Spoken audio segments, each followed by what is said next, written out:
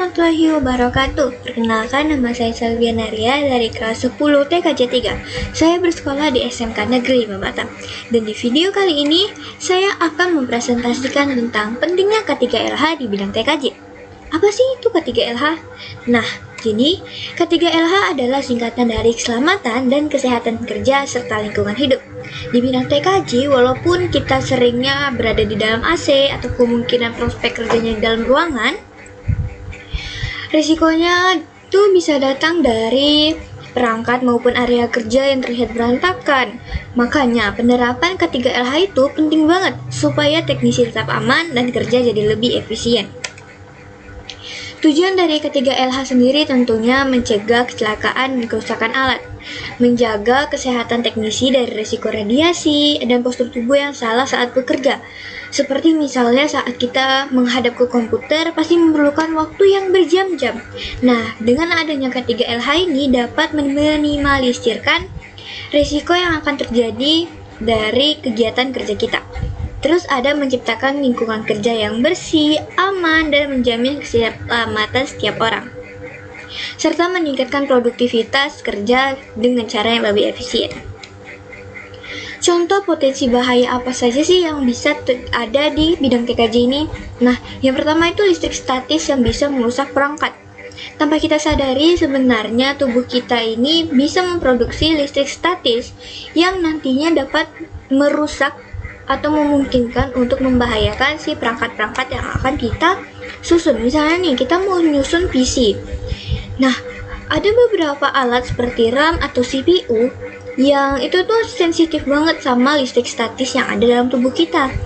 Nah, jadi kita harus menggunakan alat pelindung diri yang cocok. Terus yang kedua, ada cedera akibat perangkat keras yang berisiko menyebabkan luka. Yang ketiga, kabel yang berantakan bisa menyebabkan tersandung. Walaupun ini terlihat sepele, tapi ya risikonya dapat membahayakan, bisa terjadi cedera ringan maupun cedera yang berat. Terus yang keempat, radiasi dari layar komputer tanpa pelindung, serta postur tubuh yang salah dalam bekerja. Nah, ini sering banget nih diremehin, seperti yang ada di dalam PPT saya.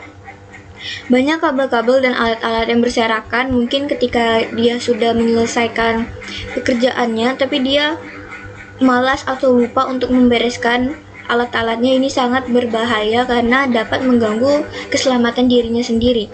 Nah, terus radiasi yang monitornya pancarkan ini sangat tinggi, sehingga itu dapat membahayakan mata kita.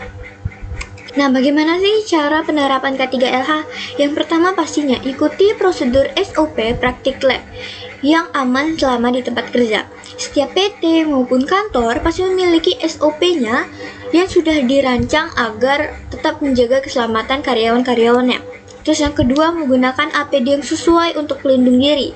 Dan yang ketiga, rapikan penataan kabel dan peralatan lain untuk mencegah kecelakaan. Ini bisa kita kumpulkan dalam satu tempat, terus kita susun di pojok-pojok ruangan atau di tempat yang jarang dilalui atau jarang ada aktivitas di sana.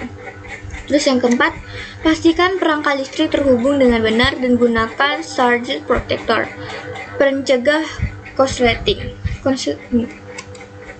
Nah, ini nih, ada alat pelindung diri. Alat pelindung diri seperti yang dapat kita lihat di sini cukup untuk melindungi dirinya selama di tempat kerja.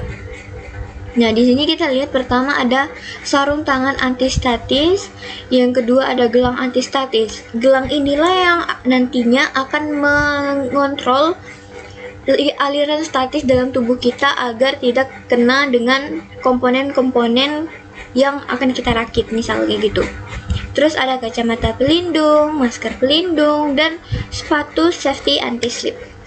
Nah, praktik penerapan prosedur K3 dalam menggunakan komputer sebenarnya ada banyak, tapi saya akan menunjukkan beberapa yang paling mungkin sering disepelekan atau bahkan ada yang kita tidak tahu. Yang pertama itu postur tubuh dan leher yang tegak. Karena tanpa kita sadari kalau misalnya postur tubuh kita itu tidak tegak atau malah kayak kita bawa santai aja, itu malah akan membuat tulang-tulang kita itu lebih cepat capek dan nanti kita bahkan mungkin bisa sakit pinggang atau segala macam. Terus yang kedua, atur jarak dan pencahayaan monitor. Seperti yang saya bilang tadi, karena saat kita sudah menggunakan komputer atau laptop, itu pasti nggak bakalan dalam waktu yang singkat. Jadi agar mencegah mata kita terlalu kering, kita harus mengatur jarak pandang dan pencahayaannya. Terus yang ketiga ada istirahatkan mata dengan pemandangan sejuk secara rutin.